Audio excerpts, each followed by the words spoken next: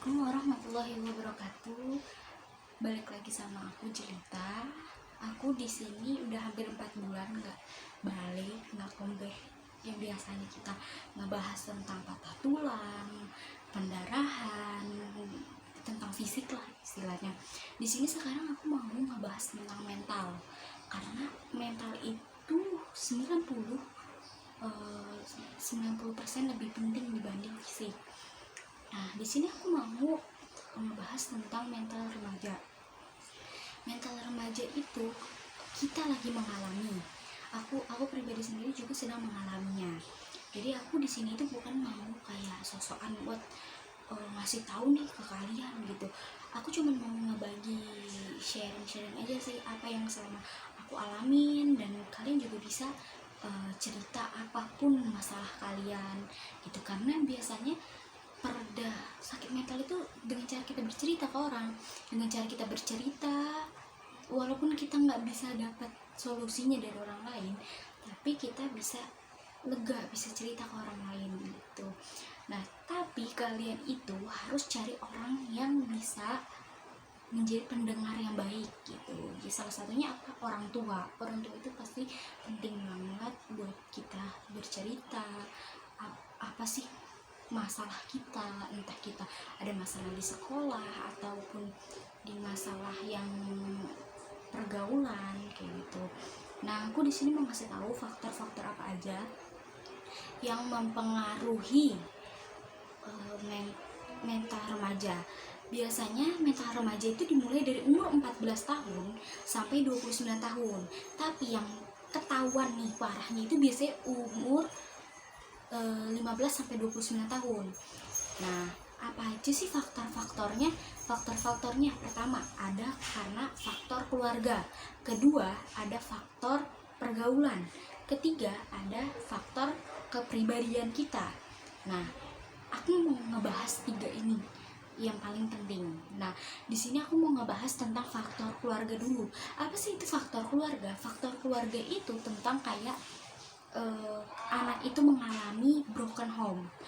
Nah, banyak banget dari zaman sekarang nih ya, yang aku tahu dari teman-teman aku dan sekeliling aku, anak broken home itu anak yang orang tuanya berpisah, tapi dia terputus, bisa jadi dia bisa terputus hubungan antara anak dan orang tua. Kayak misalnya kedua orang tua kamu pisah, kamu mengikut ibu kamu, dan kamu putus hubungan dengan ayah kamu, itu yang bisa disebut anak broken home. Nah, kalau zaman sekarang itu banyak banget orang yang buat status di Facebook, buat status di WhatsApp, bilang kalau diri kamu tuh broken home, padahal kamu cuman dibandingin sama kakak kamu, sama saudara kamu, sama tetangga kamu, yang merasa diri kamu tuh wah, gue anak broken home. Enggak gitu. Anak broken home itu yang keluarganya tidak baik-baik aja gitu. Nah, kalau kamu dibandingin, itu pasti orang tua kamu punya alasan, pasti ada sebab ada akibat gitu. Menurut aku sekarang anak sekarang itu lebih banyak ke update ke sosmed gitu, dan biasanya sifat asli anak broken home itu tidak pernah dia keluarkan, dia pendam sendiri, dia menjadi anak yang pendiam, anak yang tidak terbuka. Itu yang biasanya yang aku lihat dari anak broken home. Karena banyak banget teman-teman aku yang pernah mengalami itu, dan aku pribadi sendiri juga pernah mengalami itu.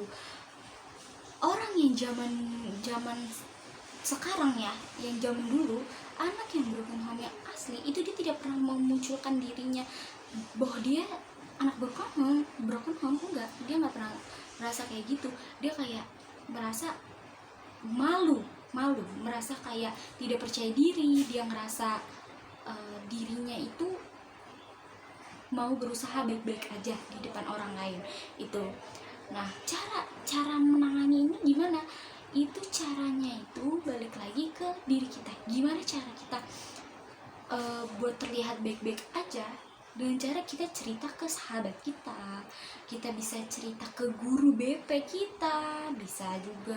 Nah, kalau lebih pentingnya lagi, kita bisa cerita ke salah satu orang tua kita yang dekat sama kita.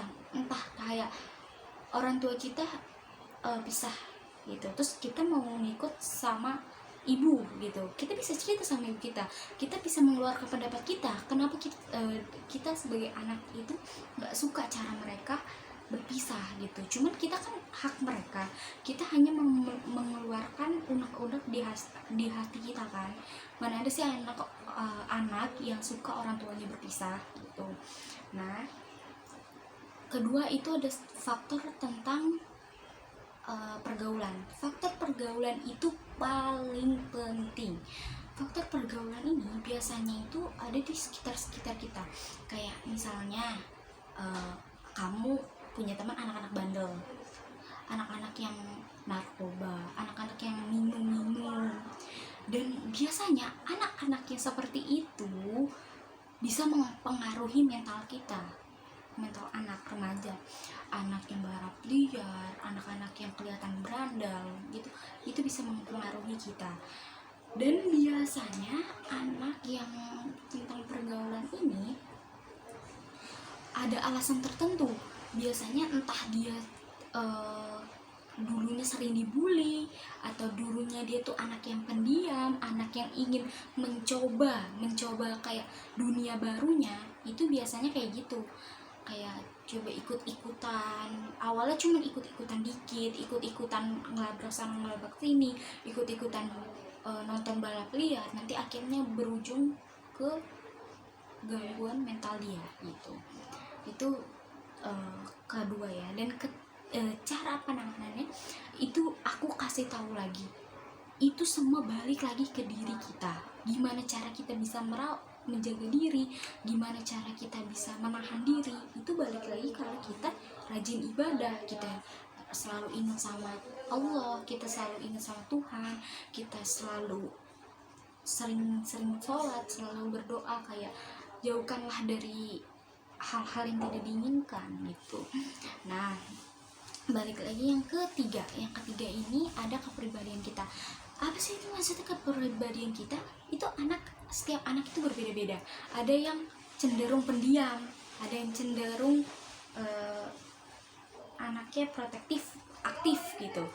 Nah, biasanya anak yang pendiam ini yang justru yang kelihatannya tuh hati-hati gitu, kayak justru kita yang mau mendekat. Justru kalau kita punya teman yang pendiam, atau dia tuh jarang ngomong atau lebih suka menyendiri, itu kita harus lebih dekati ke dia. Karena anak yang pendiam justru malah kelihatan lebih serem, kayak entah dia ada yang dia sembunyiin. Kadang juga ada yang orang pendiam itu karena kepribadiannya dia, bukan karena dia ada masalah. Tapi gimana caranya kita sebagai teman, kita sebagai sahabat, kita sebagai kakak, sebagai keluarga, kita bantu dia buat masuk ke dunia yang tidak pendiam gitu ya tuh. Nah, caranya cara nangan ini ya balik lagi yang tadi aku bilang, kita deketin orang itu, kita tanya apa masalahnya dia, kita tanya apa dia ada masalah, atau ajak main lah gitu, ajak have fun, traveling, atau apapun itu.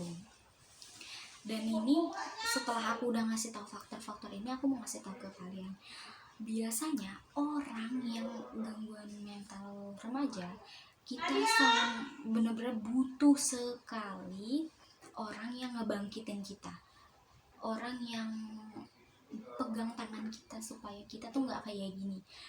Aku pribadi sendiri juga pernah mengalami, tapi aku nggak mungkin jadi yang sekarang, aku nggak mungkin jadi diri aku yang sekarang bisa bercerita di depan kalian kalau nggak ada orang yang narik tanganku, yang berusaha kayak nge-support aku.